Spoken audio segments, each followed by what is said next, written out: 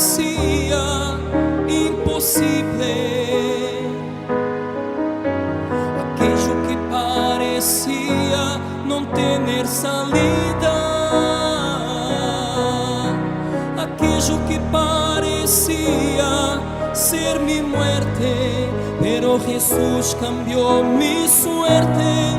Soy un milagro y estoy aquí. Aquello que parecía imposible,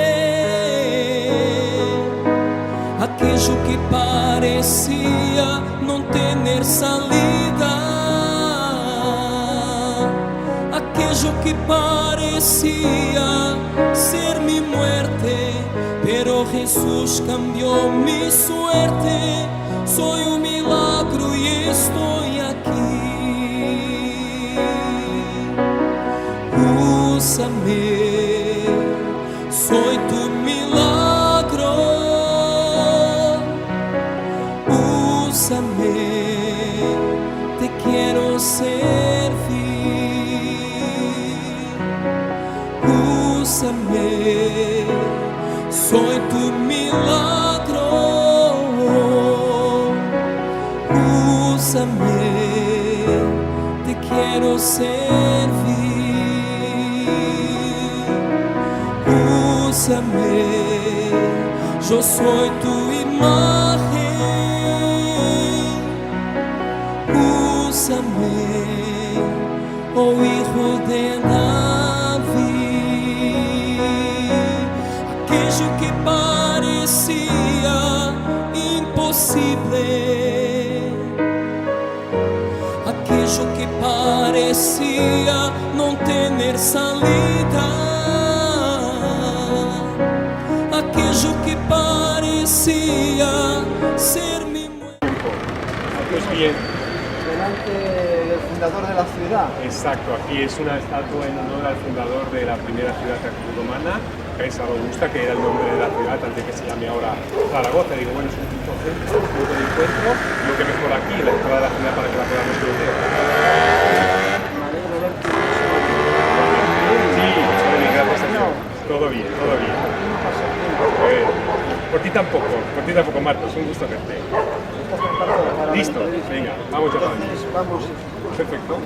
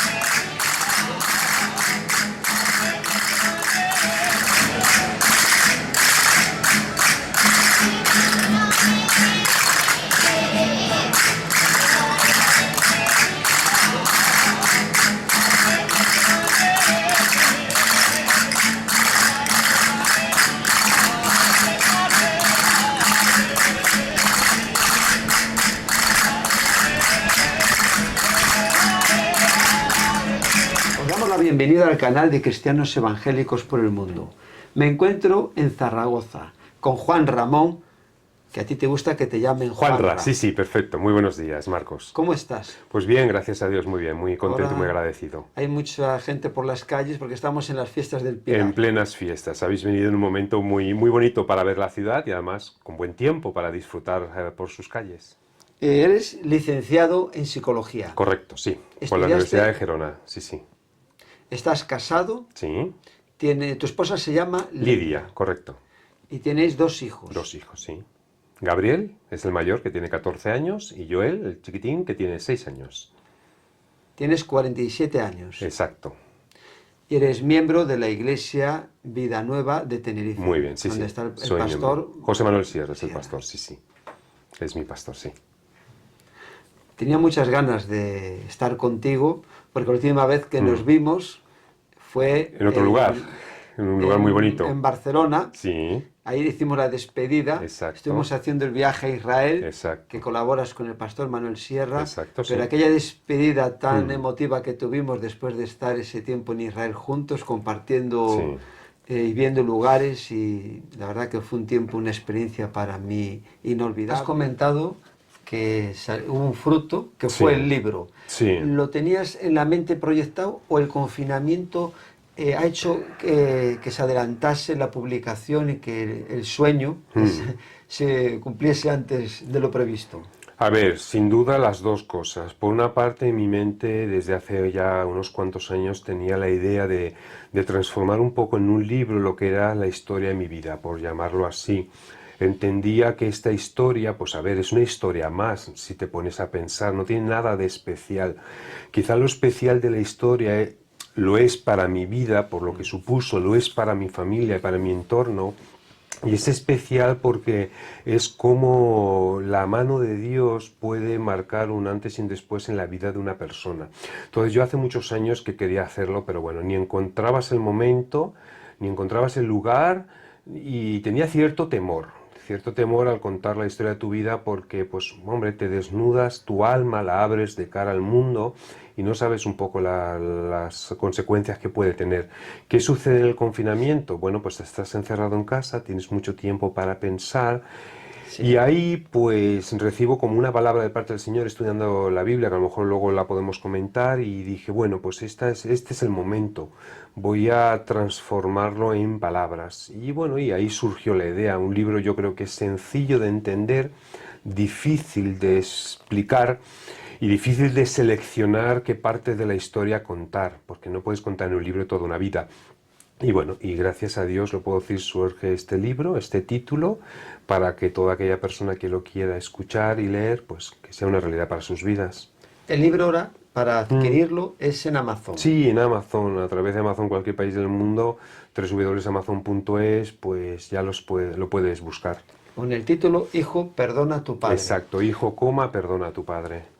Esta foto es de un hijo tuyo, me he Sí, enterado. del hijo pequeño, es de Joel, de su ojo, sí. ¿Y cómo tuviste esa idea para sacar a tu hijo aquí? Bueno, pues tuve una idea un día de mi hijo como que representaba una mirada al futuro, ¿no?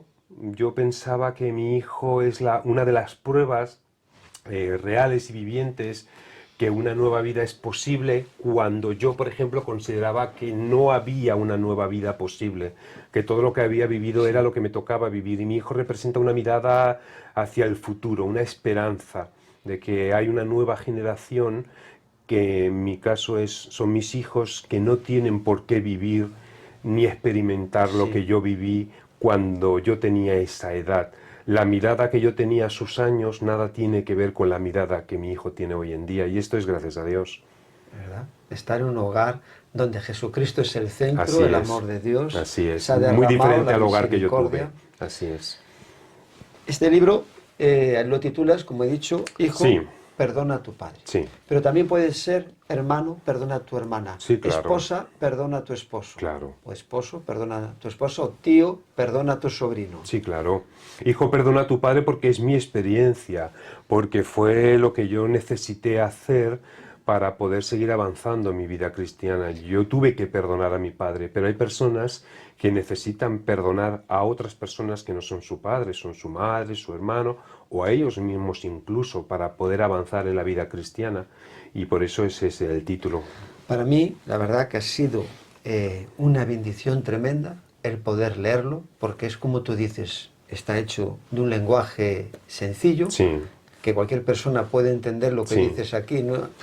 Siendo licenciado en psicología, Sí. podría ser un lenguaje que casi Sí, no claro lo que sí. entiendes, pero que lo has hecho muy sencillo, lo veo bien estructurado, fundamentado en la palabra de Dios. Utilizas muy bien los ejemplos de la Biblia, haces las aplicaciones, y yo te puedo decir, ¿no? Y animo a todo el mundo que lo adquiera, porque es un libro incluso que para regalar a una persona que está pasando un problema, Claro que sí. como he dicho, los principios que están aquí, el perdonar es tanto para un hijo como para un Aplicables hermano, un padre, a cualquiera. que no se frenen con lo del hijo. Exacto, que vale. a cualquier persona que tenga necesidad de perdonar o que quiera entender por qué nos cuesta perdonar, Y relacionado con que quiera tener una mejor relación con alguien de su familia, pues le puede servir, por supuesto. Son principios bíblicos y mi experiencia la plasmo escrita en el libro de cómo el Señor pues me sanó y restauró mi vida y bueno, y lo sigue haciendo, porque su mano no ha dejado de obrar en mi vida. Vamos a ir analizando diferentes cosas del libro y ya te digo, pues no tiene desperdicio, ¿no? Porque no es como dices, bueno, esta hoja, cuando a veces leemos un libro, ahí esta hoja la puedo pasar. Sí. Aquí la verdad que viene todo muy bien, vemos que tiene 199 hojas. Sí, no es muy extenso, No, no. Lo importante para mí es que queda claro un poquito, Pero muy claro. que las personas que lo puedan leer vieran un poquito la vida que tuve y qué sucedió y bueno, y cómo está el presente. Está hecho, yo lo percibo, que te conozco, Sí. con una cosa, cuando lees el libro, que era como algo muy deseado, muy Sí. un anhelo muy grande en tu vida Mm. y con mucho amor. Sí. Algo que no es un libro que tú lo haces corriendo, sino que detrás ya había un pensamiento, un sueño, y cuando ya viste la oportunidad, aquí pues lo has dejado de una manera... Bueno, de ir intentando entender cómo el pasado influencia en el presente, cómo nosotros somos herederos de nuestro pasado y hay que reconocerlo.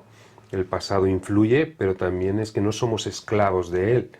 Nosotros podemos ser mayordomos de todas las historias que nos ha tocado vivir. Entonces tiene que haber un proceso de madurez, intentar por fin escribir, en este caso, o hablar desde el no rencor.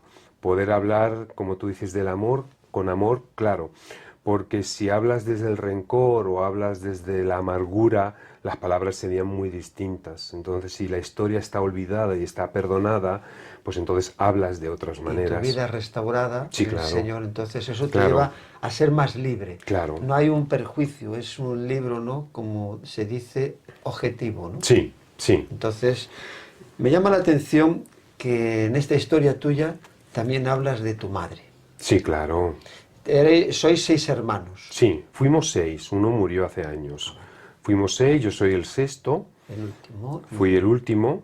Ujú. Pero te centras más con ella porque erais más los que estabais Me con... centro con ella porque nosotros tenemos mucha diferencia de edad, los 6 hermanos entre nosotros. Tú piensas que el hermano que a continuación me sigue, el número quinto, tiene 11 años de diferencia respecto a mí. Se considera que cuando hay una diferencia de más de 6 años entre los hermanos, se pierden experiencias de hermanos porque ya son generaciones diferentes. Entonces yo nací una generación diferente a mis 5 hermanos. De hecho, cuando nací, yo siendo muy pequeñito, algunos de mis hermanos aún estaban en casa de mis padres, pero ya rápidamente se casaron y hicieron sus vidas. La mayor parte del tiempo yo lo viví solo con mi madre y con mi padre. Entonces yo me he sentido como hijo único porque realmente desde que tenía 5 o 6 añitos yo ya estaba solo en casa. De ahí que las figuras importantes en la historia de mi libro es mi padre por la situación, mi madre por la situación que vivía y yo, éramos los 3. Te tocó entonces sufrir más en la situación, porque cuando son más hermanos, Sí, tu bueno. padre ahí, pues si hay un problema, pues si está con el primero, no está con el segundo, o sea, se reparte más, Bueno, ¿no? a veces lo hemos hablado entre los hermanos poco, porque no es un tema que hablemos mucho. Más no lo sé, desde luego diferente. Eso desde luego porque no puedo medir el dolor, pero sí que es verdad que fue diferente porque en este caso yo estaba solo. Ellos 5 estaban juntos viviendo esta situación y yo estaba solo, sí. Desde luego fue muy diferente. ¿Te han dicho algo sobre el libro, tus hermanos? Bueno, sí, yo antes de hacerlo público les llamé a todos, yo tengo relación con todos, llamé a mis 4 hermanos para decirle que le había tomado la decisión de publicar ya un libro, les comentaba que yo de ellos no hablaba, yo creo que era justo que lo supieran, que no iba a nombrarlos, ni nada de lo que hubiéramos vivido como hermanos, no se nombra nada. Y también hablé con sobrinos míos, porque yo tengo más relación con sus hijos. Yo tengo 8 sobrinos que a ellos también les llamé, les dije que iba a hablar de su abuelo y que iba a hablar de mí, era mi historia contada y vivida por mí. Y que lo supieran primero porque iba a nombrar al abuelo o al padre respectivamente y porque iban a saber cosas que yo nunca les había contado. Gran parte de lo que cuento en mi libro ellos no tenían ni idea. Ellos ya hicieron su vida, yo ya hace muchos años que vivo en esta ciudad y no saben mucho de mi infancia. Y desde luego no saben cómo yo la viví. Entonces, bueno, que estuvieran preparados. Y sí, y todos compraron el libro, mis 4 hermanos, sí. Muy bien.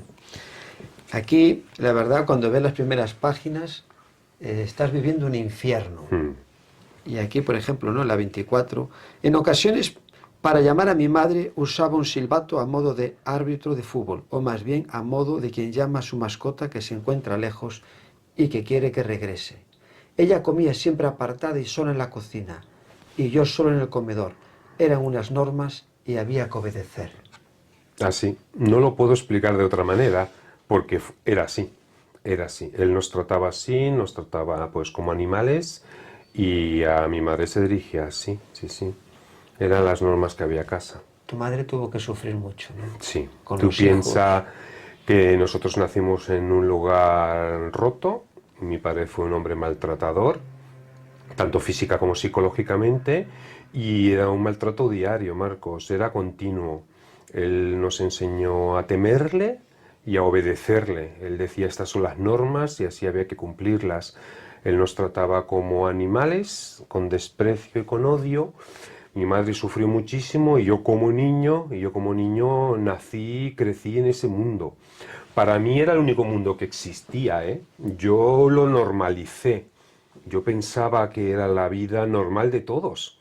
Durante esos años yo no me imaginaba que podría haber una vida diferente, porque yo pensaba que los padres todos eran así. Tardé años en darme cuenta que no. Entonces ella sufrió muchísimo y yo, y claro, y todos mis hermanos. Tu padre tenía el problema de la bebida. Sí, él era alcohólico. Las máquinas y las tragaperras. máquinas ludópata. A él se le juntó todo, él se le juntó todo. Supongo que todo está interrelacionado entre sí. Fue un hombre amargado, lleno de odio y de ira. Entonces él desahogaba su dolor pues en el alcohol diariamente y tenía la ludopatía, que era una adicción terrible. Entonces se gastaba todo el dinero continuamente y yo desde niño pues me pasaba mi infancia en bares. Yo mi infancia la recuerdo siempre en los bares, todas las tardes y todos los fines de semana, y el borracho gastándose todo el dinero hasta el día 10 o 15 del mes que estábamos sin dinero en nuestra casa. Y luego había que buscarse la vida para sacar dinero donde pudieras, para comer. Dices que con 13 años tuviste que trabajar. Sí, a los 13 años ya estaba trabajando en bares, sí, para aportar dinero a la casa. Y ese dinero a veces iba a las tragaperras. Siempre, a los 13 años, a los 14, a los 15, hasta que tuve la mayoría de edad yo le tenía que dar todo el dinero, sí. Desde los 13 años ya tuve que trabajar en bares de noche.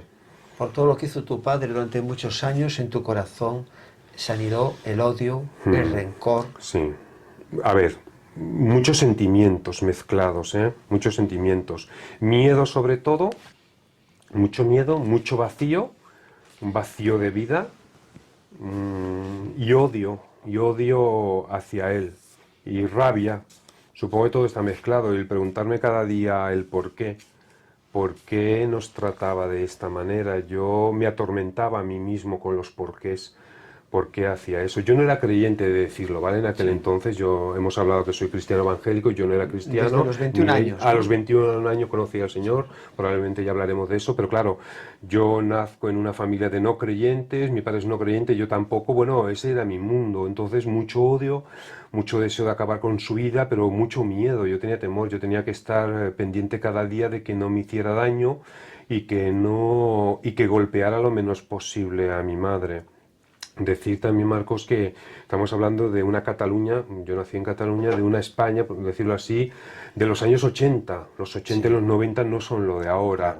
Lo que podemos ver ahora que un niño está viviendo esto, pues hombre, ahora saltan todas las alarmas. Pero es que en los 80 no había ni leyes siquiera, era como una vergüenza, ¿no?, que había que esconder. Mi padre se encargó de esconder a través del miedo y del chantaje esa realidad que nosotros vivíamos, y lo hacía muy bien, porque de cara afuera yo apenas manifestaba el infierno que yo estaba viviendo, pero cuando se cerraban las puertas y se cerraba esa llave que yo recuerdo, a partir de ahí ya empezaban sus gritos, silbatos, los platos en el suelo, los insultos, bueno, su borrachera y sus descripciones hacia mí, hacia mi madre. Nos describía, yo no puedo explicar lo que suponía todo eso y lo que nos decía. Los estudios era como una liberación, sí, ¿no? Para mí fue. Mis hermanos no pudieron estudiar, para mí sí. Yo me pude refugiar en los estudios, y como mi padre cuando era más joven no era alcohólico. Parece paradójico, pero en mi edad, en mi infancia, fue una suerte que él bebiera, porque como siempre estaba borracho, yo podía estudiar. Cuando no estaba borracho no podía. Y como lo solía estar siempre, que era algo habitual en el beber, pues yo pude estar estudiando, ¿no? Con becas siempre. Y yo la verdad que gracias a Dios me pude refugiar en los estudios. Aunque repetí un curso y sacaba muy malas notas en la EGB de entonces, una vez ya entré en el bachillerato y luego ya entré en la universidad, yo me pude refugiar en un mundo paralelo y no encontraba un obstáculo en los estudios que no me distraía, sino todo lo contrario, estudiaba, como me mantenía en un mundo paralelo. Y los estudios para mí fue una salvación. Leía. Yo recuerdo que desde muy jovencito ya quería estudiar esta carrera como psicólogo y no sé qué me llevó a ello, pero gracias a Dios lo pude hacer a través de becas y fue un buen estudiante, la verdad, ¿eh? Te iba a preguntar eso, Sí. ¿qué fue lo que te llevó a estudiar psicólogo? ¿El problema de tu familia? ¿Buscar respuestas? Bueno, pues... ¿O lo que acabas de decir que no sabes Pues muy no bien? lo sé, la verdad. Pues seguro que ayudó, desde luego, seguro.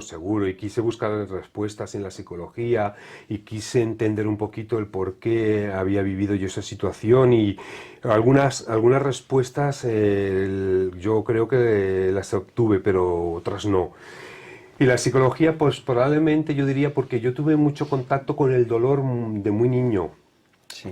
Una persona habitualmente no debe vivir esas experiencias y menos un niño. Entonces, si ya como niño yo tengo ese contacto con el sufrimiento y con el dolor y tengo que aprender a discernir y separar tonos de voz, veo el mundo de la noche, me muevo en un ambiente que no es nada normal, ¿no? Y diferencias tipos de personas y ya percibes cómo lo puedes enfadar, cómo no lo puedes enfadar. No sé, empiezas a adquirir unas habilidades que un niño no debería adquirir, deberías estar jugando con otros niños. Y yo no jugaba con niños, Sí. porque yo tenía que intentar evitar que él me matara o matara a mi madre. Entonces era algo patológico, enfermizo, supervivencia. Eso ya me dio un contacto con el ser humano, con el sufrimiento diferente. Y seguro que eso me ayudó, ya seguro que eso influenció mucho. También las lecturas que hacía en aquel entonces.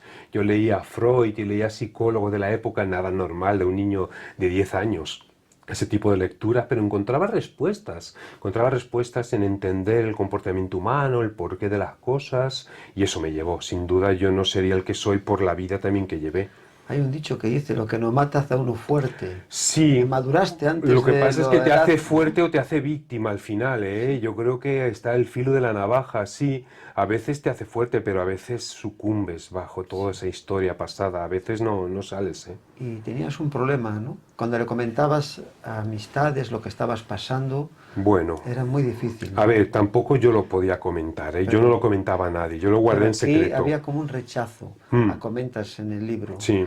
que se lo comentaste en una ocasión a una persona, Sí. en amistades, y como, bueno, que no lo creen, que a veces... pues, Hay un rechazo social, Marcos, y en el colegio se daban cuenta de que algo estaba pasando en casa. ¿Y qué sucedió? Para no entrar en detalles, pues que se miraba para otro lugar.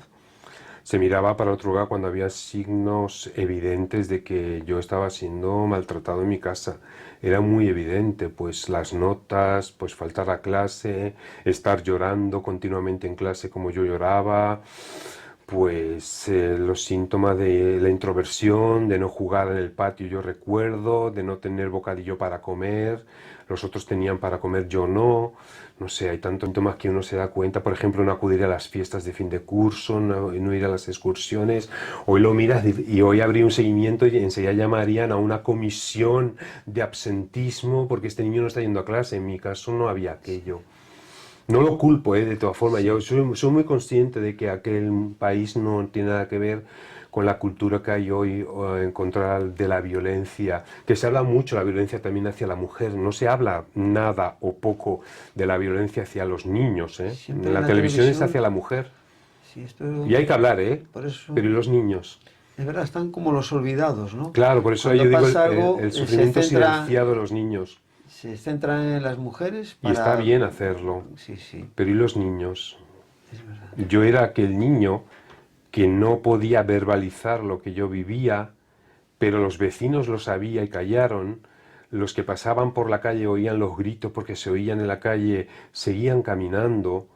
La gente de los bares los dueños, los amigos de mi padre, por llamarlo así, tanta gente, tantas noches, tantos años que le decía Miguel, ¿por qué bebes tanto? No bebas tanto. Todos, ¿dónde están aquella gente? Toda aquella gente sabía lo que había. Y claro, como toda la sociedad, desde mi punto de vista como niño, veía que lo sabía, yo iba a casa y lo veía normal. Porque en aquel entonces no hubo nadie que se dirigiera a mí, me dijera, Juan Ramón, ¿qué te está pasando? ¿Cómo estás en casa? Nunca me lo preguntó nadie. La gente tampoco quiere meterse en líos. Hoy en día sé que lo harían. Sí, un profesor daría parte. Hoy lo harían enseguida. Sí, sí.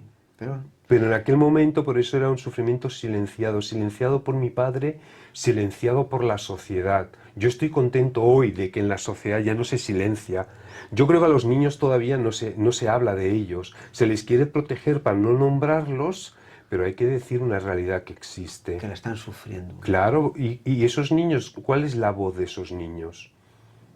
Desde ¿Dónde aquí están? quieres que Pues llegue. hombre, que llegue. No pretendo ser voz de nada ni de nadie, quiero ser voz de mí, mi propia voz. Que se tenga en cuenta. Pero que se tenga en cuenta que puede haber personas que vean esta entrevista y puede haber niños, que esos niños no van a salir en la televisión a denunciarlo. Pero puede haber adultos que sepan que eso se está sucediendo. Pero ahora hay un teléfono que los niños pueden llamar que no deja Sí, rastros. el 016 yo es un pienso teléfono que en tu gratuito. caso habría Antes no había. miles y miles y ha hecho que las leyes Claro. vayan pues... Yo estoy contento de hacia dónde va todo. Estoy muy contento Sí. y lo veo.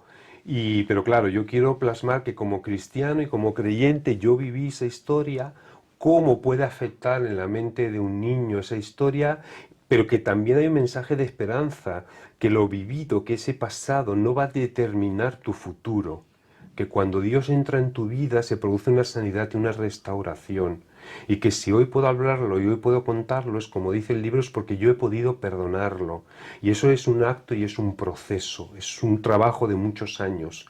¿Cuál es el objetivo de ahora en adelante? Evidentemente seguir con mi vida, seguir contando mi historia. Uno de mis hermanos, como anécdota te lo digo, hace no muchos meses me dijo, dice, mira, tú al menos puedes contar lo que hemos vivido, dice, porque yo siento tanto odio hacia tu padre, y él me lo dice, su padre, ¿no? Siento tanto odio hacia tu padre que yo nunca lo voy a poder contar, cuéntalo tú. Digo, pues sí, pues yo lo voy a contar, yo también voy a ser vuestra voz de 4 hermanos que tengo que no lo cuentan hoy en día. Han decidido no contarlo, pues yo lo voy a contar, ¿por qué? Fue la vida que tuvimos, fue lo que Él nos hizo, como tanta gente lo está viviendo hoy en día, no es un caso aislado, es un caso más, pero evidentemente debemos contar la vida que hemos vivido, si en algo puede ayudar a otros para que no vivan esa vida, si en algo puede reflexionar a un padre, a una madre, a un abuelo, un tío, decir, espera, ¿qué tipo de educación yo le estoy dando a mis hijos? ¿Les estoy amando? ¿Qué tipo de siembra estoy haciendo cara al futuro? O a niños o a jovencitos que puedan contarlo igual. El silencio esclaviza. Esclaviza, sí. ¿Hasta qué punto es lo que estamos viendo, ¿no? Que puede una persona incluso llevarla al suicidio, porque aquí reflejas en las páginas del libro que eso pasó por tu cabeza y que te hicieron una carta de tus compañeros. Sí, cuando se dieron cuenta que me quise quitar la vida, exacto. Te hicieron una carta que eso marcó algo tu vida, ¿no? Sí, mucho. A ver, el silencio esclaviza hasta el punto de llevarte a la muerte. Porque uno puede llevar toda la vida guardando un secreto y lo callas, y callas lo que te hicieron, y lo callas pensando que callando realmente estás haciendo un bien y que no debes decirlo. Hay como un sentimiento de culpa si cuentas la historia que te han hecho. Cuando tú eres niño tú no puedes parar lo que te hacen porque no tienes las herramientas ni los recursos para hacerlo. Entonces, en este caso mi padre me enseñó a callar. Yo tenía miedo a hablar. Claro, llega un momento que dices, basta la vida, no puedes más. Cuando llega la adolescencia, cuando tengo los 14 años, yo quiero quitarme la vida. Es lógico, y lo intento en el colegio. Lo que pasa es que lo descubren antes de que yo lo vaya a hacer sin entrar en detalles. Cuando lo descubren, cuando se enteran los profesores, cuando se enteran, lo que yo digo lo sabían, me escribieron una carta. Esa carta fue muy bonita porque todavía la conservo, la tengo ahí en mi casa. Yo la tengo en el libro puesta, la carta, donde mi clase me dice que por favor no lo haga, que no me quite la vida. Fue tan importante porque en aquel momento era como una muestra de amor de personas que de forma altruista vista, eran amigos míos, a mí me querían Sí, y que sí. mi vida tenía un sentido. Si no lo tenía para mi padre, pues al menos lo tenía para alguien. Y no lo hice, evidentemente porque estoy aquí. Y fue un antes y un después, de hecho, lo plasmo en la carta, claro que sí. Aquí en la página 35 me llama la atención, por favor, no lo hagas, ¿no? Mm. Y dice, tú que intentas quitarte la vida, esta vida que te ha dado Dios, acéptala y confía en el futuro.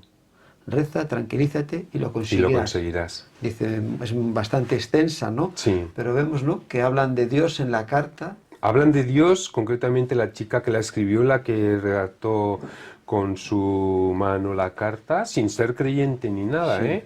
Ella, cuando tuve ocasión de verla el año pasado, después de muchos años que no la veía, me decía, dice, yo recuerdo la carta y escribí de Dios, pero ni creía en Dios, me salió así, me dijo. Digo, bueno, te salió así, pero me salvó la vida, porque me hablas de un Dios, me habla de que rece, me hablas de que me tranquilice, me hablas de que mi vida tiene sentido. Yo en aquel entonces yo no lo entendía, porque tenía 14 años, yo Sí. conocí al Señor a los 21 años de edad, pero marcó un antes y un después importante en mi vida, la verdad es que sí, claro que sí.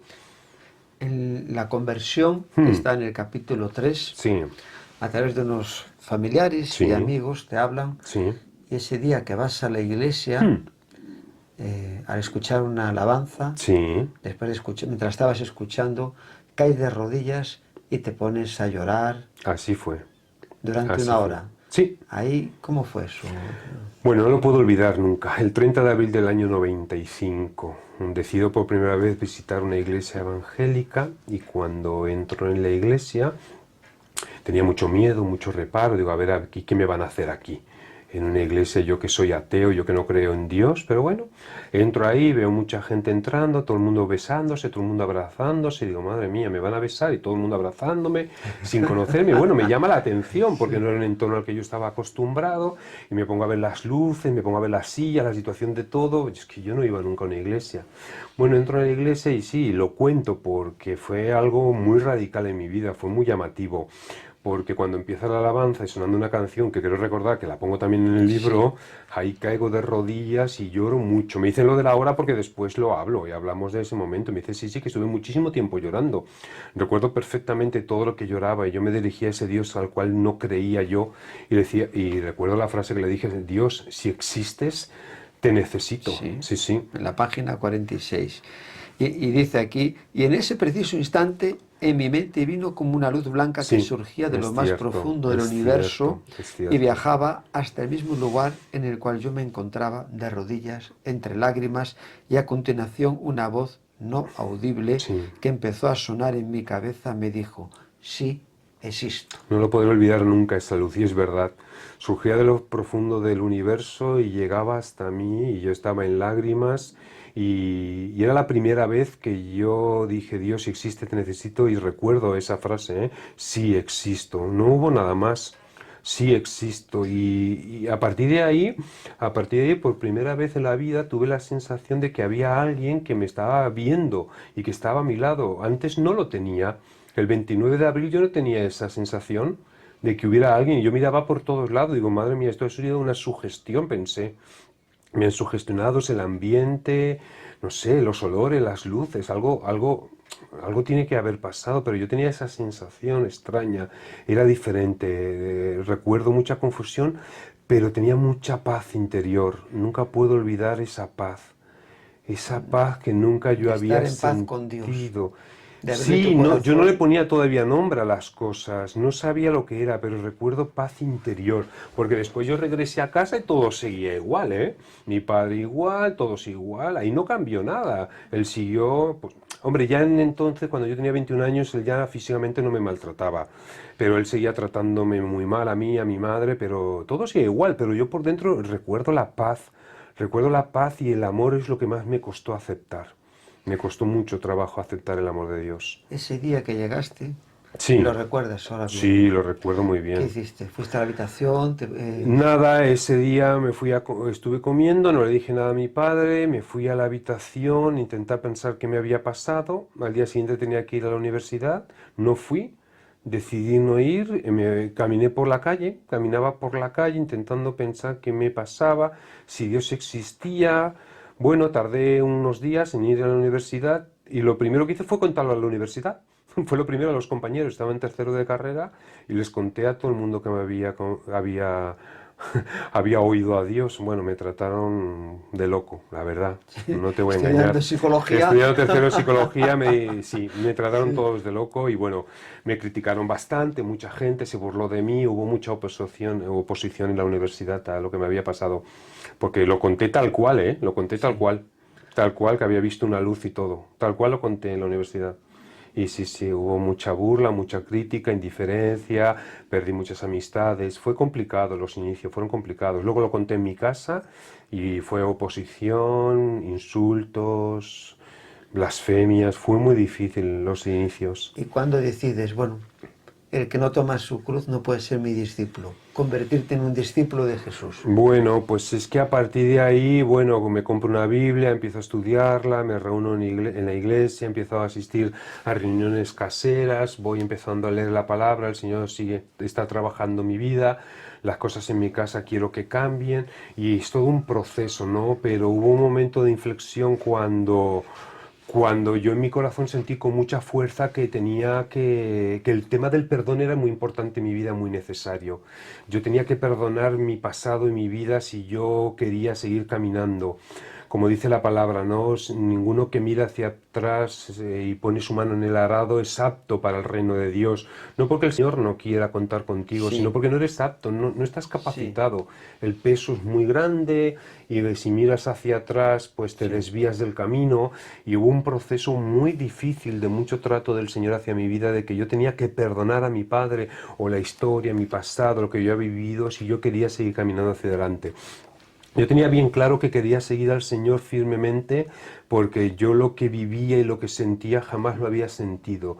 Y mi vida por primera vez tenía un motivo, había encontrado gente diferente, gente que me hablaban de amor, gente que me hablaban de paz. Bueno, seguro con sus defectos y sus cosas, pero eran personas diferentes a lo que yo había conocido hasta entonces.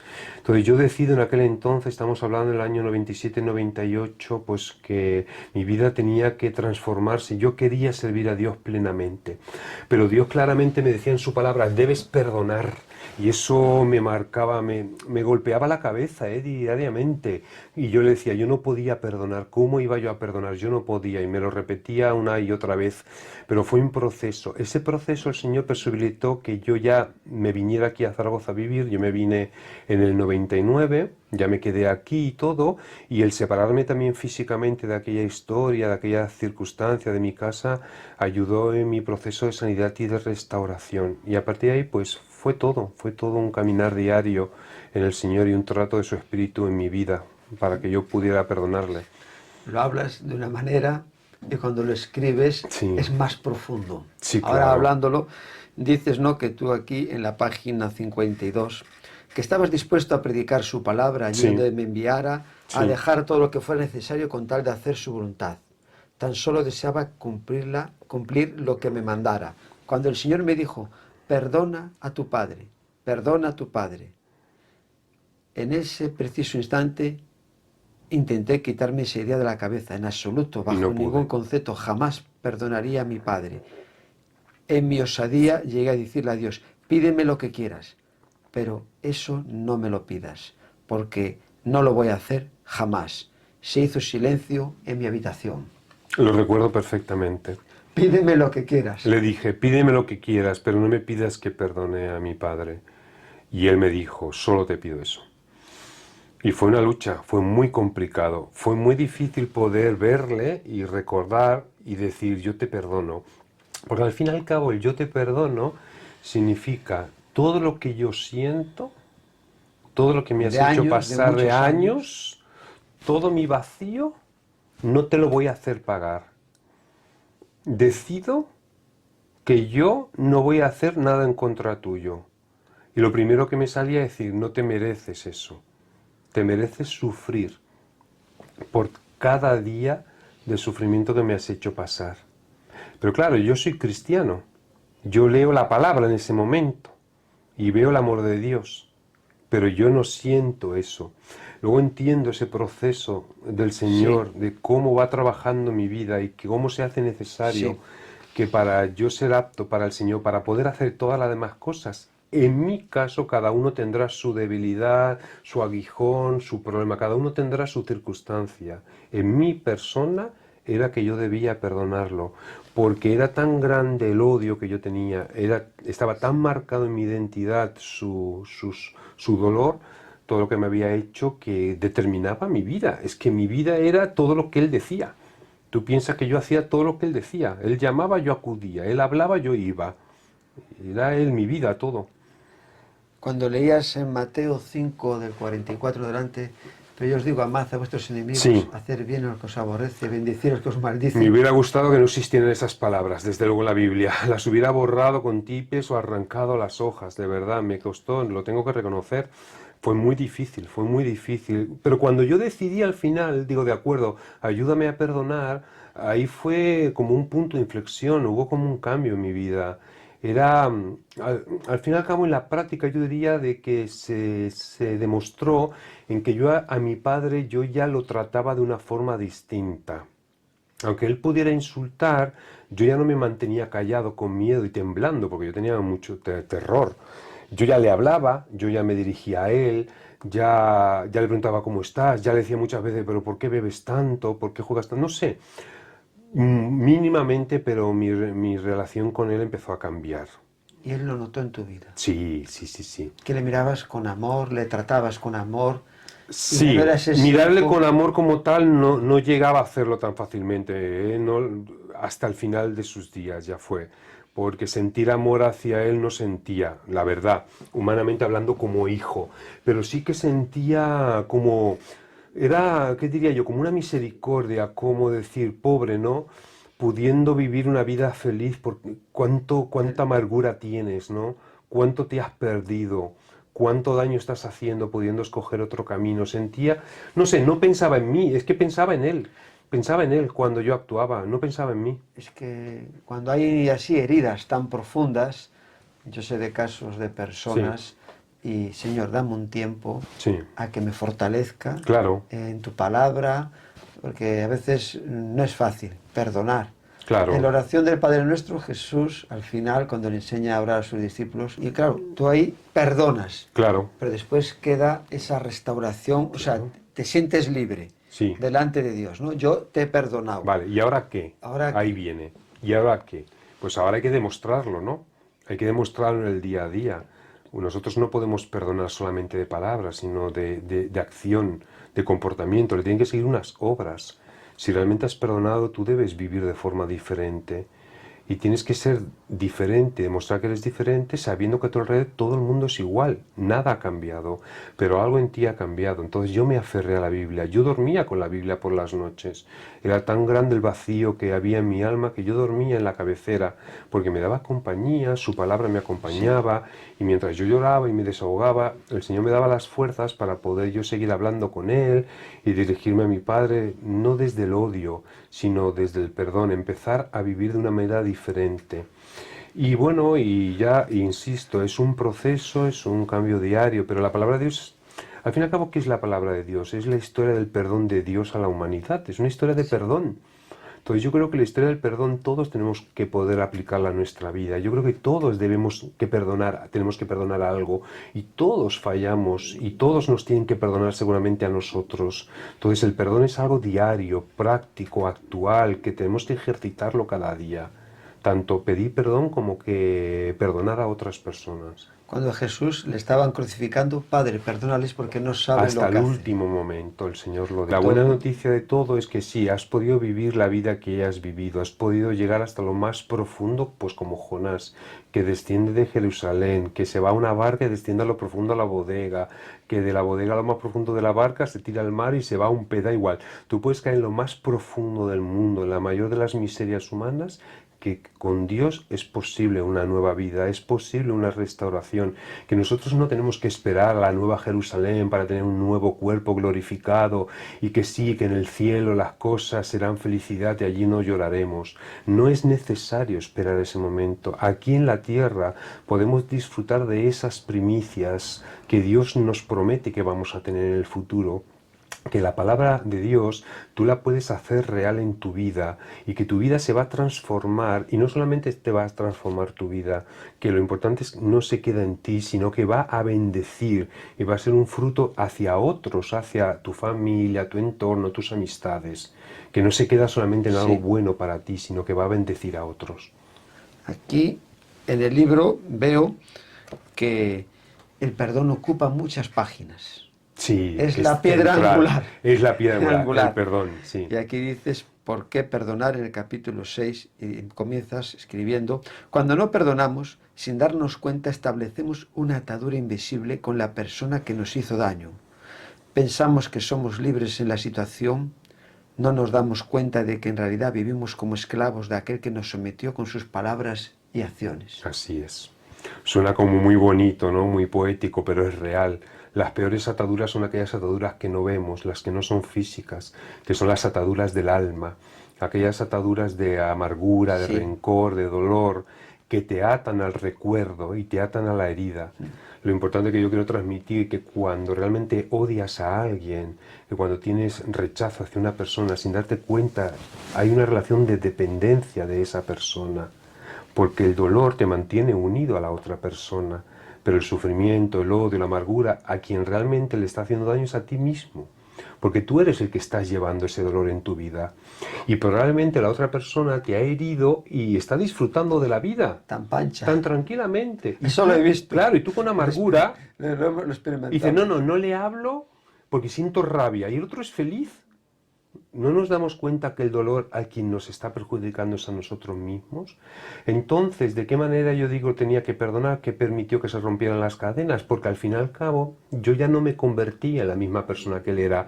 Porque si mi padre era una persona que odiaba y que maltrataba verbalmente y físicamente a los demás, cuando yo decidía no actuar de la misma manera, pues ya no era yo como él. No se repetía el patrón de conducta como se repitió en algunos de mis hermanos. ¿Por qué yo no repetí esa misma manera de hablar? ¿Por qué yo no me comporto con mis hijos de la misma manera? ¿Por qué soy un padre diferente a mis hermanos, por ejemplo, a alguno de ellos? Porque algo ha pasado dentro de mí que hace que yo sea diferente. Yo no soy mejor que ninguno de mis hermanos, ni ninguno de mi familia. Yo no soy mejor que ellos, pero habiendo vivido una situación igual o parecida, me comporto de manera diferente porque en mí hay un espíritu diferente. De ahí Sí. que toda la gloria es para el Señor, no me pertenece a mí. Entonces yo rompo esas cadenas que Dios me permite romper, Él me da la fuerza y yo digo, sí, yo no quiero ser de la misma manera. Al comportarme yo de manera distinta, trato a mi Padre de manera distinta y mi amor, o el amor de Dios, mejor dicho, derramado en mí hacia Él, provee para que Él también pueda vivir una transformación. Ese pasaje de la Escritura que Jesús dice en Juan 8:36, si el Hijo os libertare, seréis verdaderamente libres. Ahí yo entiendo lo que es la verdadera libertad. Cuando rompes con todas Cuando las rompes ataduras, con todas las ataduras de tu pasado, cuando realmente entiendes, como dicen Corintios, que somos nueva criatura. Para ser nueva criatura tenemos que dejar la vieja criatura. Y si la vieja criatura está atada con rencor y amargura, hay que cortar con esas raíces.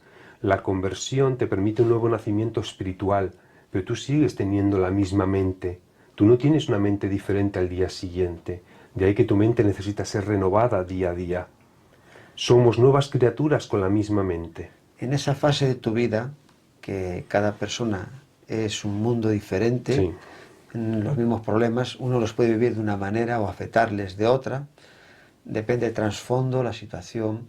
Sí. Rosa Lidia jugó Lidia, un sí. papel muy importante en tu vida. Fundamental, fundamental, fundamental. Es mi ayuda idónea porque lo dice la palabra y porque yo lo confirmo. Llevamos 21 años juntos, 19 años de matrimonio.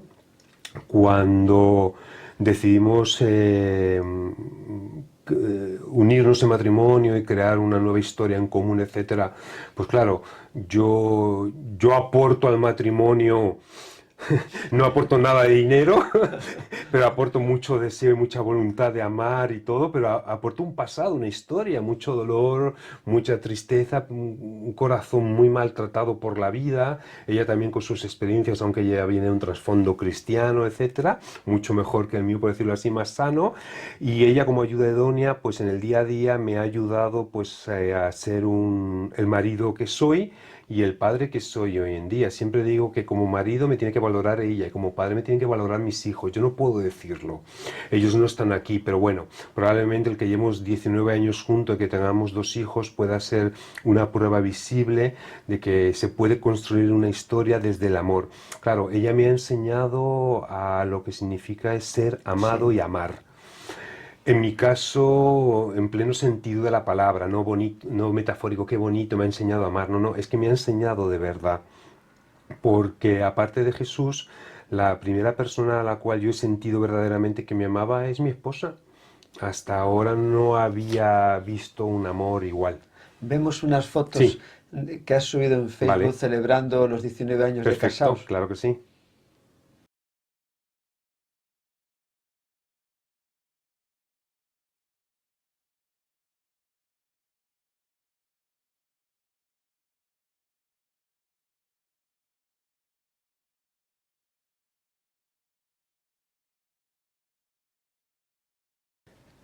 Qué guapos estáis. Bueno, gracias. Unos kilos más, ¿no? Gracias. Siempre. Bueno, pero nos conservamos, gracias a Dios, 19 años después, estamos bien, la verdad. Te veo ahí, así Sí. con la chaqueta, me hace mucha gracia, como en las películas Bueno, son americanas. poses, son Sí. postureo, ¿no? Que se llama hoy en día. Pero quizá de 19 años después me gusta mucho un poquito cada año valorar un poco cómo son los años, si realmente estamos caminando como queremos caminar y estamos hacia la dirección que debemos ir. Y nos sentimos contentos, claro que sí, Gloria con a las Dios. luchas, con las dificultades que conlleva la vida en común, la vida de la familia, pero ahí estamos construyendo y seguimos construyéndolo, claro que sí. ¿Cómo la conociste? Bueno, pues la conocí pues al azar, como diríamos, pero por el Señor la tenía destinada a mi vida. Yo estaba ingresado aquí en un hospital de Zaragoza, tuve una infección grave en el páncreas y me vino a visitar con un amigo en común que teníamos y nos conocimos en el hospital. Me trajo una caja de bombones que a mí no me gusta para nada el chocolate, son muy raros, no me gusta nada y me llamó la atención, digo, madre mía, me has traído lo único que no me gusta, bombones. Y bueno, y ahí empezó pues una amistad, empezó con una amistad a través de un amigo en común. ¿Ibais a la misma iglesia? No, a diferente congregación, hasta que luego ya empezamos a salir juntos como pareja, ya estuvimos en la misma congregación y al cabo de 2 años ya decidimos casarnos, sí, en el año 2002. Un encuentro Sí, así sí, muy... casual, en un hospital, Si lo no te recuerdo hubieras perfectamente. puesto malo, mejor. Pues no lo hubiera conocido, o a lo mejor lo hubiera conocido en otro lugar, pero sí, ella me conoció en el El hospital. Señor sí, hizo sí, las es verdad. cosas para que Lo recuerdo en ese saliese momento. la chispa. Es verdad, reímos mucho en esos días, sí, sí. En el libro nos muestras, ¿no? Llegando casi, bueno, según van avanzando las páginas, hemos hablado, ¿no? De las heridas del corazón Sí. cuando nos sanan, el maltrato en la infancia y adolescencia, que el odio es como un virus, Exacto. y explicas, ¿no? La importancia de por qué perdonar y también las consecuencias de no perdonar. Pero haces una diferencia que no me gustaría pasar por alto, que es diferenciar entre sanidad y restauración. Sí.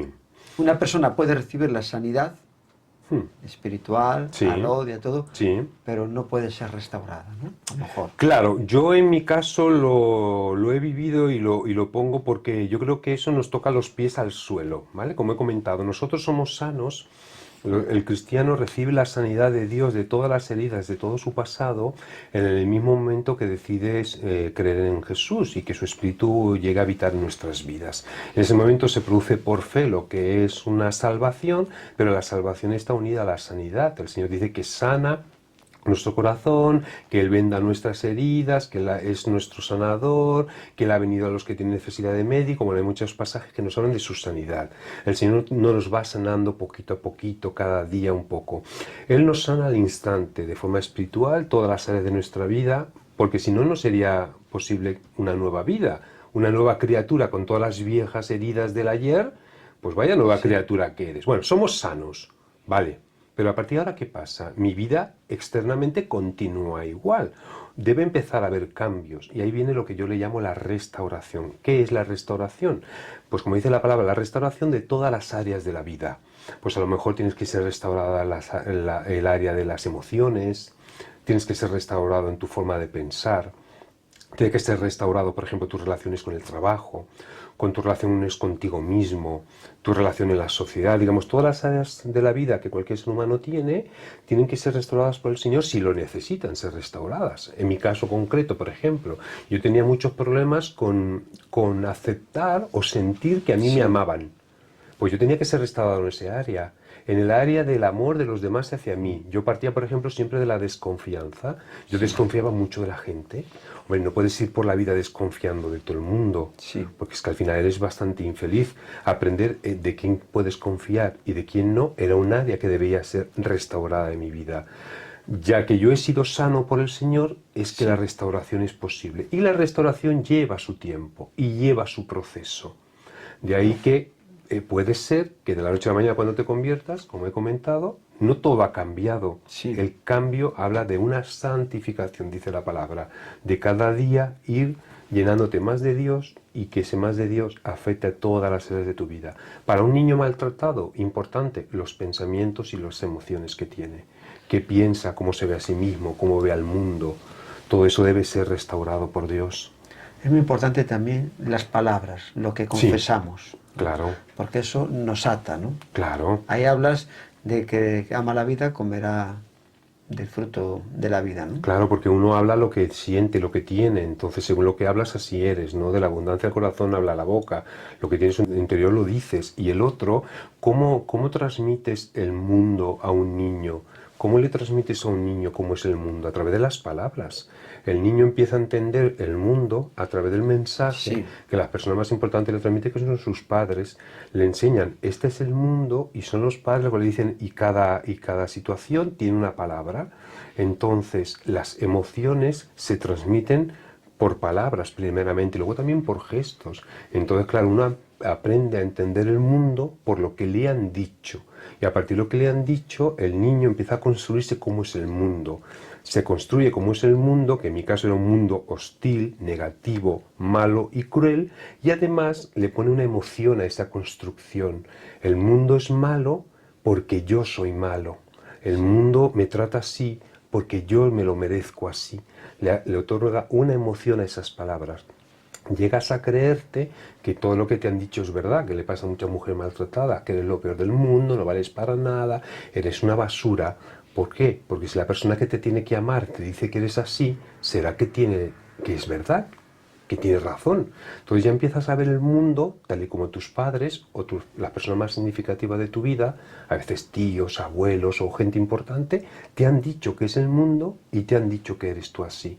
De ahí qué importantes son las palabras que les transmitimos a nuestros hijos, porque las palabras transmiten creencias y son sentencias que el niño acaba creyéndose.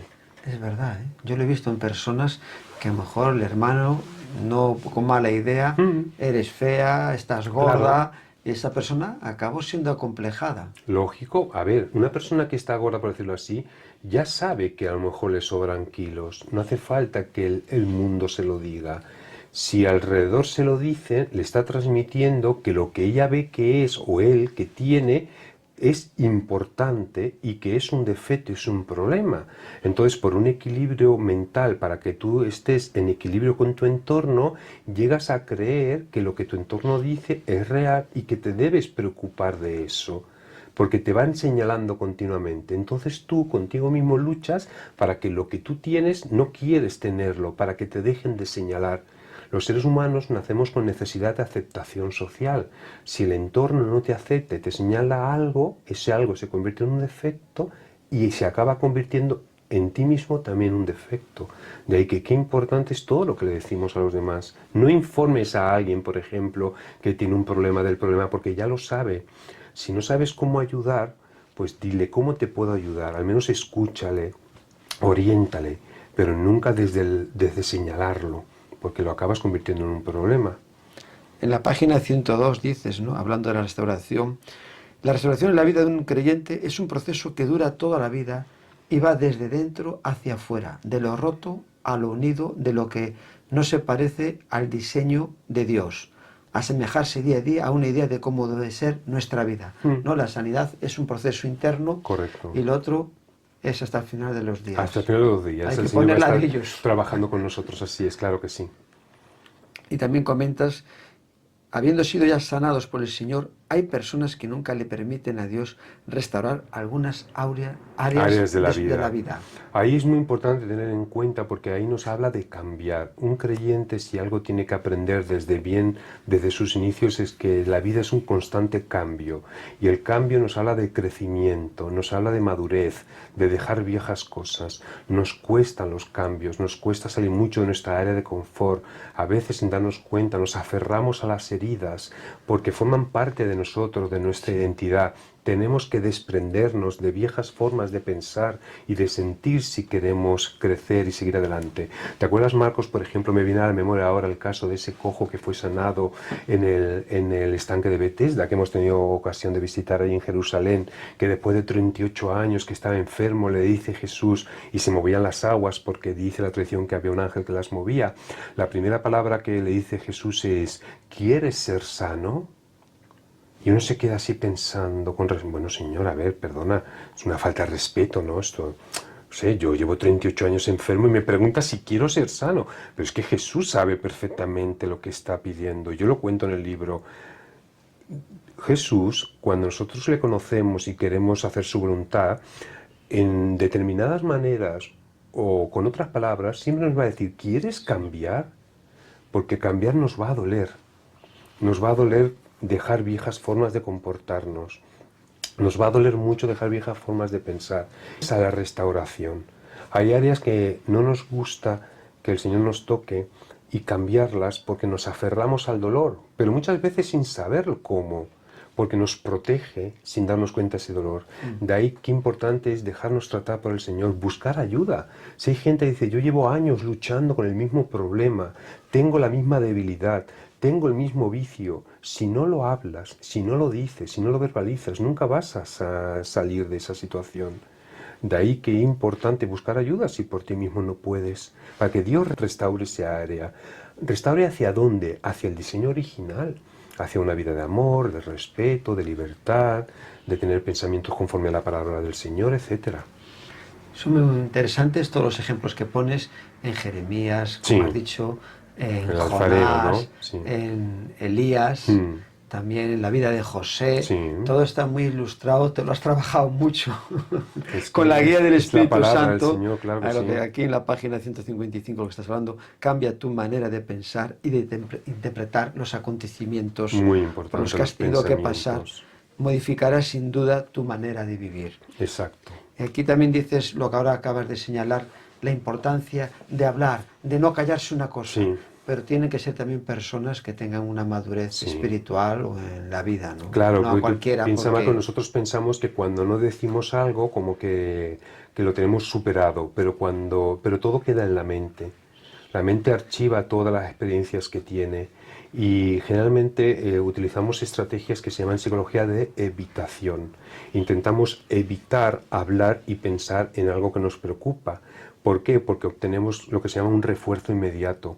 Cuando hay algo que a ti te preocupa y tienes un problema, si no piensas al instante, ves un beneficio, es un refuerzo. Ah, qué bien, no pienso, no estoy mal. Pero esa estrategia de evitamiento no es una estrategia que te permita superar. Si tú tienes un problema, para superarlo tienes que enfrentar. Utilizar toda una serie de estrategias que se llama de enfrentamiento o de afrontamiento. Enfréntate a la debilidad, enfréntate al problema, enfréntate a ese pensamiento que te perturba para poder vencerlo. Luego ya veremos de qué manera. Luego ya veremos a quién se lo tienes que comentar. Pero todos los seres humanos tenemos la tendencia natural, por el miedo que hay en nosotros intrínseco, a evitar los problemas. Los reprimimos en nuestra mente. ¿Y sabes a lo que se parecen los problemas, Marcos? Ahora que tenemos un caso muy actual en España, a la magma que sale del volcán, al magma que sale del volcán de Las Palmas, de La Palma, perdón. Está dentro ese magma, se va calentando, va generando gases, ese problema va generando, y siempre, siempre, siempre va a buscar una manera de salir a la superficie. Los problemas no resueltos, los traumas, las heridas, los complejos no resueltos, buscará su manera. Y uno dice, pero a ver, cada 50 años el volcán de La Palma, sí, cada 50 años. Y uno se sorprende cuando hay un comportamiento de un hombre o una mujer a los 40, 50 años, no lo entiendes. Bueno, es que hay un magma que se ha ido generando ahí dentro y ¡pum!, ha explotado. A veces por problemas psicosomáticos, a veces por problemas mentales, a veces por problemas de conducta, pero siempre va a salir. Todo lo que reprimimos siempre va a salir de una manera o de otra. En el libro también me llama mucho la atención porque a veces he conocido personas que están con otras que le están haciendo daño y siguen ahí todavía, ¿no? No son capaces de soltar esa amarra. Y aquí dice en el libro, en la página 130, bueno, dice al final, perdonar tampoco significa olvidar las ofensas.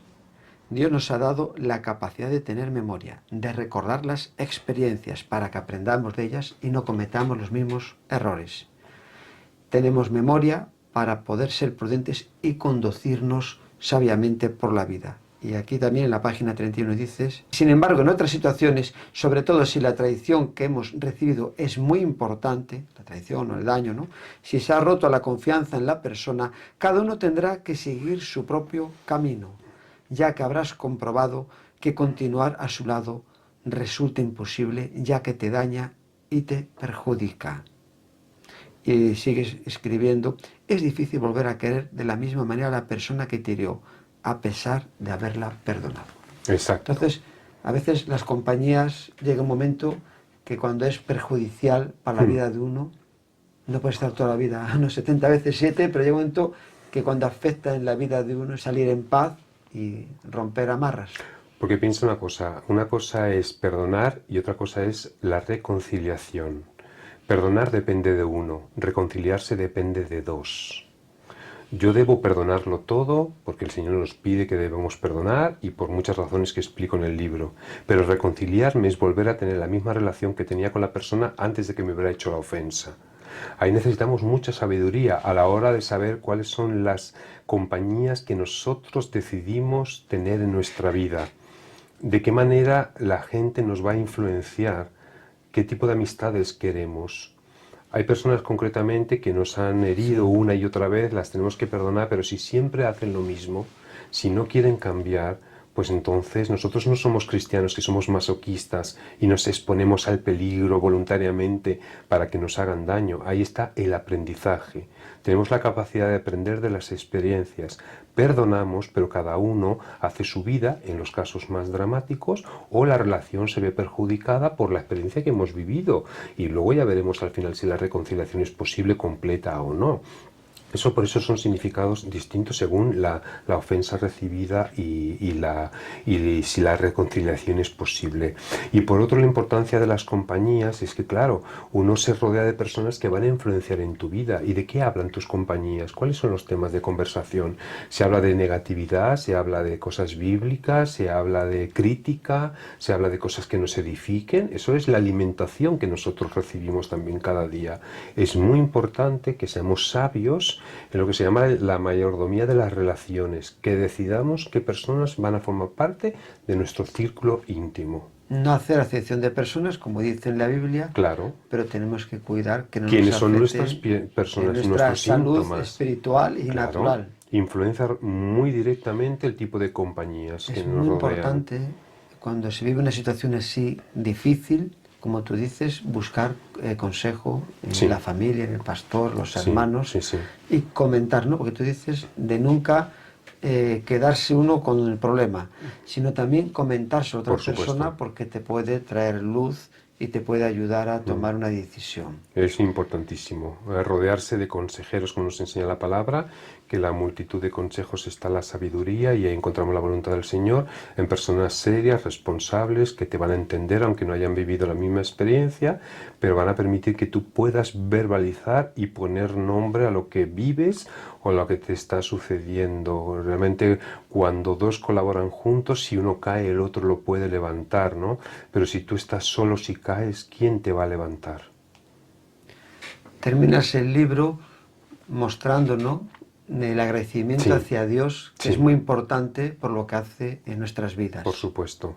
Sin Él, nada de lo que te estoy contando hoy aquí hubiera sido posible. Si Él no hubiera entrado en mi vida, seguramente, yo no sé cómo hubiera sido mi vida. Este libro. Yo no existiría, el libro desde luego no existiría. Todo lo que soy, lo que tengo, le pertenece a Él. Ahora en mí está la responsabilidad de actuar como actuaron aquellos siervos que recibieron talentos, tanto el de 5, el de 2, que se pusieron a negociar con ellos, a trabajar con ellos y le entregaron al amo la parte proporcional de todo lo que habían conseguido y no enterrar, como hizo aquel siervo, enterrar lo que había recibido de Dios, sino ponerlo por obra. Y quizá ahora que yo ya pude perdonar a mi padre, es que todas aquellas cosas que yo le pedí, poco a poco se irá materializando. Al final en tu vida aconteció algo inesperado, ¿no? Sí. Perdonas a tu padre, Sí. está en el hospital Sí. y en los momentos que él se ve Últimos. débil, crítico, te llama Mm. y tú vas ahí con amor a atenderle, Sí. a estar ahí Sí. día y noche en el hospital. Estuve ahí, sí, y 5 le hablas días. del Señor. No, no le hablé del Señor en ese momento. Él No, ya le hablas- conocía del Señor porque yo ya le había hablado anteriormente. No, y digo, lo le sabía. hablas en ese momento crítico, aquí dices en el Sí, libro... vale, en el momento último, a ver, yo lo estuve cuidando y todo, dando de beber, cuidando y todo, y en el último momento, sí, ya en el último día antes de morir, sí que le dije que yo le perdonaba. Yo me acerqué a su oído, si te refieres a ese momento, y dije, mira papá, yo te perdono, eres libre, le dije, y ya te puedes marchar. Él estaba ya en un estado de semicoma, y yo le dije al oído, él oyó perfectamente de que yo le perdonaba, nunca la había oído en vida, porque él en vida nunca me pidió perdón, y yo nunca le pude decir que lo perdonaba, pero yo se lo dije al oído, se le escaparon las lágrimas de los ojos, pasó un ratito, y luego en voz alta es cuando él sí que exclamó las palabras que dijo, que se arrepentía. Pero tú también le dijiste que el Señor le perdonaba a él. Sí, yo le hablé en ese momento. Y el Señor Y te perdona a ti. Dios te perdona, sí, en ese momento se lo dije al oído. Entonces te quedaste sorprendido cuando estabas allí con la familia Sí. y de repente dice Sí. una frase, ¿no? Sí. Porque Me arrepiento de no haberme echado en los brazos de Jesús antes, dijo. te quedaste Lo dijo impactado. y totalmente impactado porque estábamos en los pies de su cama, creo que éramos 5 personas, y lo repitió por segunda vez. Lo repitió por segunda vez y bien claro, clarísimo. Clarísimo lo dijo. Y ya esa noche murió. Ahí viste la importancia de perdonar. Claro, porque tú piensas una cosa. El amor fue lo único que consiguió romperle toda la dureza que tenía en su corazón, y al final el amor de Dios, al final mostrado a través mío, que yo era su hijo, con esas palabras, pues al final él después dijo lo que dijo. Para mí fue muy importante, la verdad. Muy importante. En la actualidad trabajas en tu profesión de Sí, psicólogo. sí. Las personas a través de esta entrevista Sí. o iglesias, hermanos que buscar Contactar consejería conmigo, cristiana sí, pueden o contactar que no sean conmigo. cristianos. Sí, da igual, Mientras claro. hablamos ponemos un Sí, correo. perfecto. Se pueden dirigir sin ningún tipo de ¿A qué problema. Yo correo? estoy trabajando, mi consejero cristiano, todo junto, miconsejerocristiano@gmail.com. Ahí me pueden escribir y entonces ya concertamos lo que es una cita, creyentes o no creyentes evidentemente, según la necesidad pues ya lo orientaré, y trabajo al 100% desde hace un año, porque antes lo hacía más esporádicamente como psicólogo o como asesor familiar, consejero cristiano, bueno, un poquito como le quieras llamar. Ha sido una enorme bendición el estar contigo, todo lo que nos has transmitido, y estoy seguro que va a ayudar a muchas personas, porque es un problema que aunque no sea con un hijo, en la familia siempre hay estas situaciones. Algún caso hay, pues por sí. las herencias, los padres, Exacto, dificultades. exacto. Es un tema que siempre está latente en la sociedad. Pues sí. Muchas gracias. Muchas gracias a ti, y Marcos. Te doy un abrazo. Muchas gracias.